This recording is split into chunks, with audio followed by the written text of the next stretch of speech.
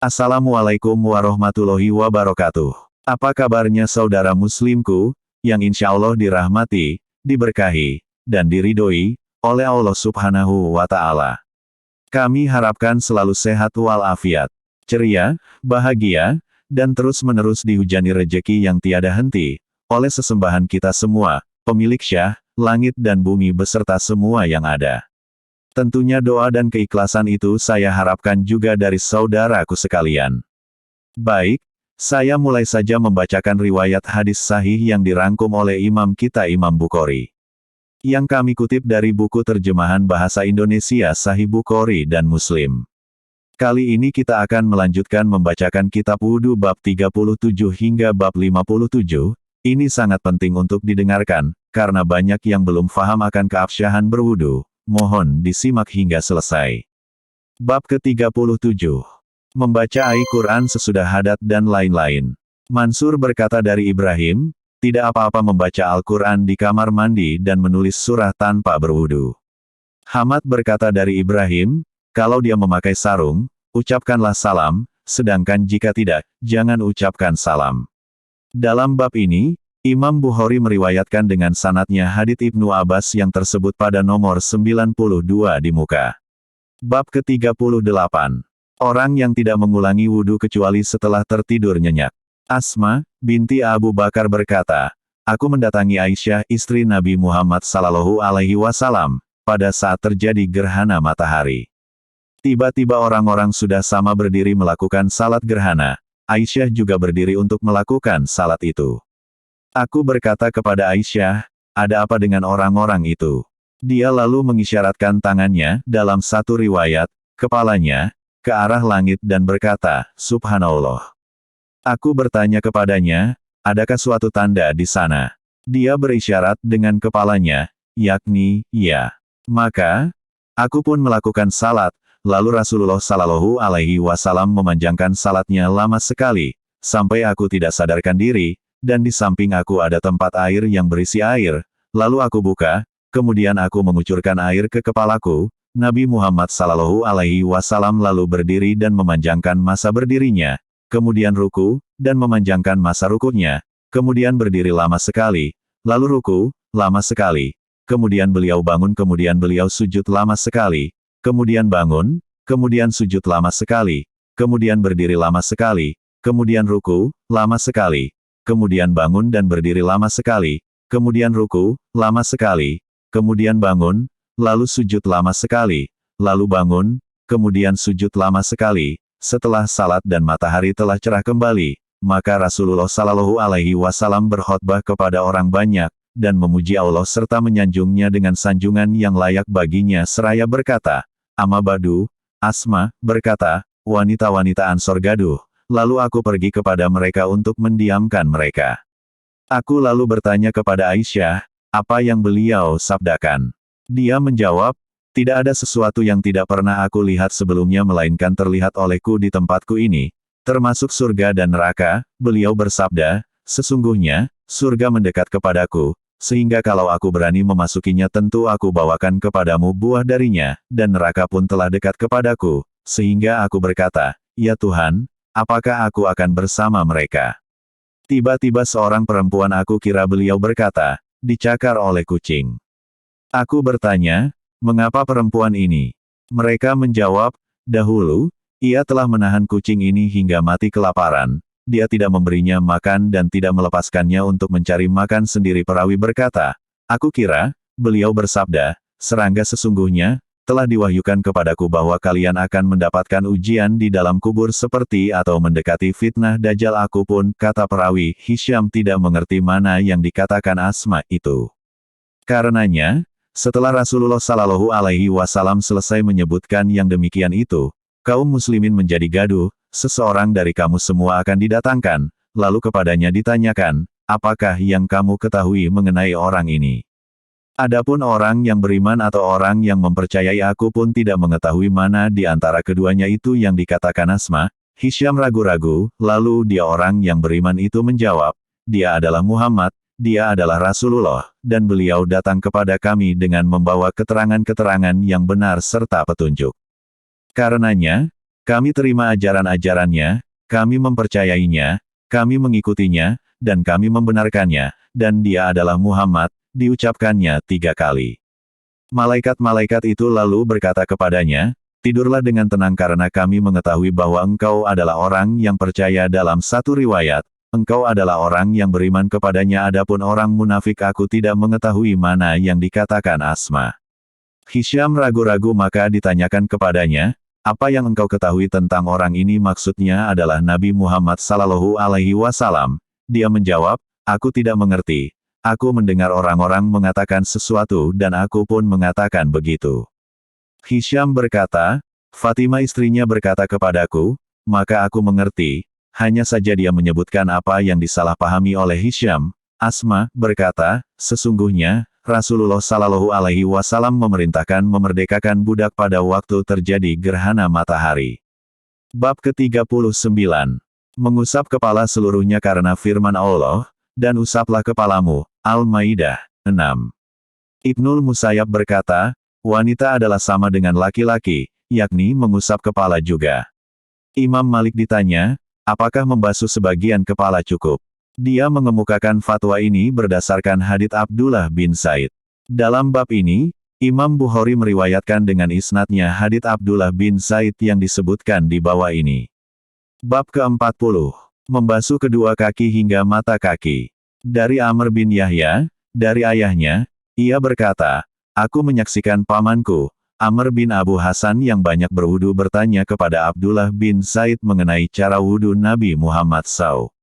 Abdullah lalu meminta sebuah bejana dari kuningan, yang berisi air, kemudian melakukan wudu untuk diperlihatkan kepada orang banyak perihal wudu Nabi Muhammad Sallallahu Alaihi Wasallam. Dia lalu menuangkan sampai penuh di atas tangannya dari bejana itu, lalu membasuh tangannya 3 kali, dan dalam satu riwayat, 2 kali. Kemudian memasukkan tangannya ke dalam bejana, lalu berkumur-kumur, memasukkan air ke hidung dan mengeluarkannya kembali, masing-masing 3 cidukan air dari satu tapak tangan. Sesudah itu, ia memasukkan tangannya lagi, lalu menciduk dengannya kemudian membasuh mukanya 3 kali kemudian membasuh lengan bawahnya sampai siku-sikunya 2 kali. Kemudian memasukkan tangannya lagi seraya mengusap kepalanya dengan memulainya dari sebelah muka ke sebelah belakang 1 kali. Ia mulai dengan mengusap bagian depan kepalanya hingga dibawanya ke kuduknya. Kemudian dikembalikannya lagi kedua tangannya itu ke tempat ia memulai tadi. Sesudah itu, ia membasuh kedua kakinya sampai kedua mata kaki. Kemudian berkata, inilah cara wudhu Rasulullah Sallallahu Alaihi Wasallam. Bab ke-41. Menggunakan sisa air wudhu orang lain. Jarir bin Abdullah memerintahkan keluarganya supaya berwudhu dengan sisa air yang dipergunakannya bersiwak. Abu Musa berkata, Nabi Muhammad Sallallahu Alaihi Wasallam meminta semangkok air, lalu dia mencuci kedua tangannya dan membasuh wajahnya di dalamnya, dan mengeluarkan air dari mulutnya, kemudian bersabda kepada mereka berdua, 2 orang sahabat yang ada di sisi beliau, minumlah dari air itu dan tuangkanlah pada wajah dan lehermu.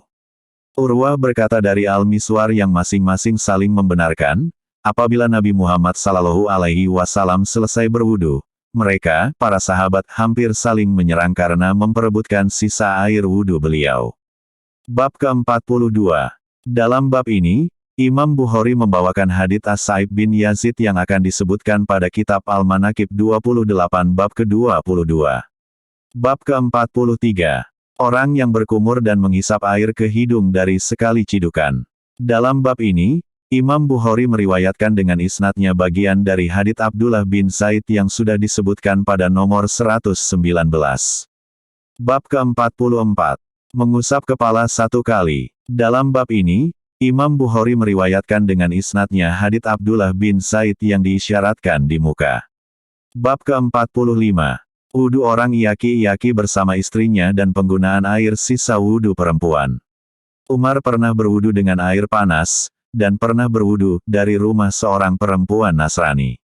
Abdullah bin Umar berkata, orang-orang laki-laki dan orang-orang perempuan pada zaman Rasulullah Sallallahu Alaihi Wasallam wudu bersama. Bab ke-46. Nabi Muhammad Sallallahu Alaihi Wasallam menuangkan air wudunya kepada orang yang tidak sadarkan diri. Jabir berkata, Rasulullah Shallallahu Alaihi Wasallam datang menjengukku, sedang beliau tidak naik bagal dan tidak naik kuda tarik, ketika aku sedang sakit, dan dalam satu riwayat, Nabi Muhammad Shallallahu Alaihi Wasallam menjengukku bersama Abu Bakar di perkampungan Bani Salimah sambil berjalan kaki, lalu Nabi Muhammad Shallallahu Alaihi Wasallam mendapatiku, tidak sadar, kemudian beliau meminta air, lalu beliau berwudu dengan air itu, dan menuangkan dari air wudu beliau kepadaku, lalu aku sadar. Kemudian aku berkata, wahai Rasulullah, untuk siapakah warisan itu? Karena yang mewarisi aku adalah kalalah maksudnya orang yang tidak punya anak dan orang tua. Dalam satu riwayat lain sesungguhnya, aku hanya mempunyai saudara-saudara perempuan, maka, turunlah ayat faraid. Dalam riwayat lain, beliau kemudian memercikkan air atas aku, lalu aku sadar maka ternyata beliau adalah Nabi Muhammad Sallallahu Alaihi Wasallam. Lalu aku bertanya, apakah yang engkau perintahkan kepadaku untuk aku lakukan terhadap hartaku, wahai Rasulullah? Atau bagaimanakah aku harus memutuskan tentang hartaku? Beliau Rasulullah Sallallahu Alaihi Wasallam tidak menjawab sedikit pun kemudian turunlah ayat. Yushikumullahu fi auladikum. Bab ke-47. Mandi dan wudu dalam tempat celupan kain, mangkuk, kayu, dan batu. Bab ke-48, berwudu dari bejana kecil. Bab ke-49, berwudu dengan satu mud atau satu gayung. Anas berkata, Nabi Muhammad Sallallahu Alaihi Wasallam mandi dengan satu sa, setara 4 mud sampai 5 mud dan beliau berwudu dengan satu mud atau satu gayung. Bab ke-50, mengusap bagian atas kedua sepatu. Dari Abdullah bin Umar dari Sa'ad bin Abi Waqqas bahwasanya Nabi Muhammad Sallallahu Alaihi Wasallam menyapu sepasang khuf yaitu semacam sepatu, dan Abdullah bin Umar bertanya kepada Umar tentang hal itu, lalu Umar menjawab, ya, apabila saat menceritakan kepadamu akan sesuatu dari Nabi Muhammad Sallallahu Alaihi Wasallam janganlah kamu bertanya kepada orang lain. Amr bin Umayyah ad-Damri berkata, aku melihat Nabi Muhammad Sallallahu Alaihi Wasallam mengusap atas sorban dan sepasang khuf beliau. Bab ke-51. Apabila memasukkan kedua kaki dalam keadaan suci. Dalam bab ini, Imam Bukhari meriwayatkan dengan isnadnya hadits Al-Mughirah bin Syubah yang akan disebutkan pada kitab ke-8, Asy-Syalah, bab ke-7. Bab ke-52. Orang yang tidak berwudu setelah makan daging kambing dan roti tepung. Abu Bakar, Umar, dan Utsman pernah memakannya, tetapi mereka tidak berwudu lagi. Hadis riwayat At-Tabrani. Bab ke-53. Orang yang berkumur-kumur setelah makan roti tepung dan tidak berwudu lagi.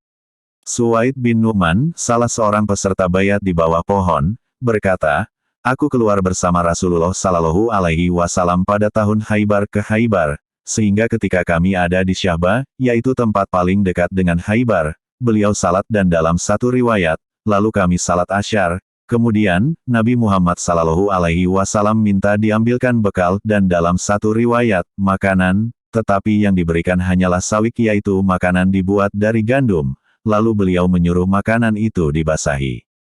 Rasulullah Sallallahu Alaihi Wasallam lalu makan dan kami pun makan dan dalam riwayat lain, lalu beliau mengunyahnya dan kami pun mengunyah bersama beliau dan kami minum. Kemudian beliau berdiri untuk salat maghrib, lalu meminta air kemudian berkumur dan kami pun berkumur-kumur, kemudian beliau salat maghrib mengimami kami dan tidak wudu lagi. Maimunah berkata bahwa Nabi Muhammad Sallallahu Alaihi Wasallam makan belikat di sisinya kemudian salat dan tidak wudu. Bab ke-54. Apakah harus berwudu sesudah minum susu? Ibnu Abbas berkata bahwa Rasulullah Sallallahu Alaihi Wasallam minum susu lalu beliau berkumur dan bersabda, sesungguhnya, susu itu berminyak. Bab ke-55. Berwudu setelah tidur dan orang yang menyatakan tidak penting untuk mengulangi wudu setelah mengantuk 1 kali, 2 kali, atau dari sebab sedikitnya hilang kesadaran.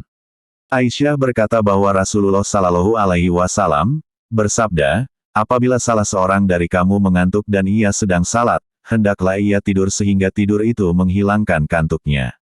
Ini karena sesungguhnya salah seorang di antaramu apabila salat, padahal ia sedang mengantuk, maka ia tidak tahu barangkali ia memohon ampun lantas ia mencaci maki dirinya.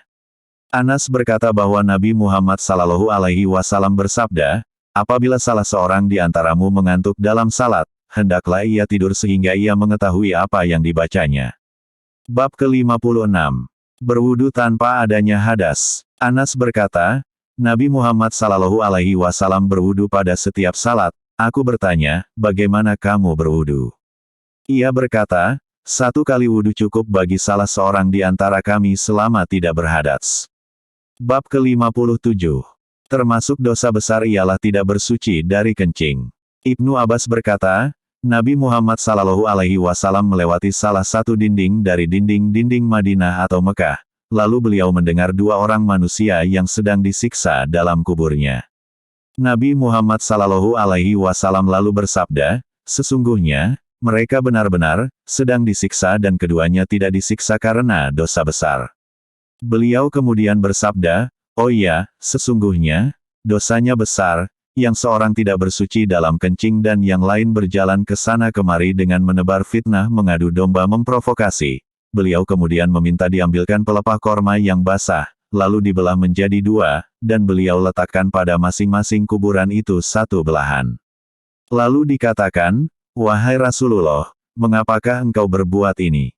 Beliau bersabda, mudah-mudahan keduanya diringankan selama 2 belah pelepah itu belum kering. Demikianlah bunyi kitab hadis Sahih Bukhari, Kitab Wudu, bab 37-57, semoga bermanfaat. Tolong dukungan like dan juga subscribe-nya ya. Terima kasih. Wassalamualaikum warahmatullahi wabarakatuh.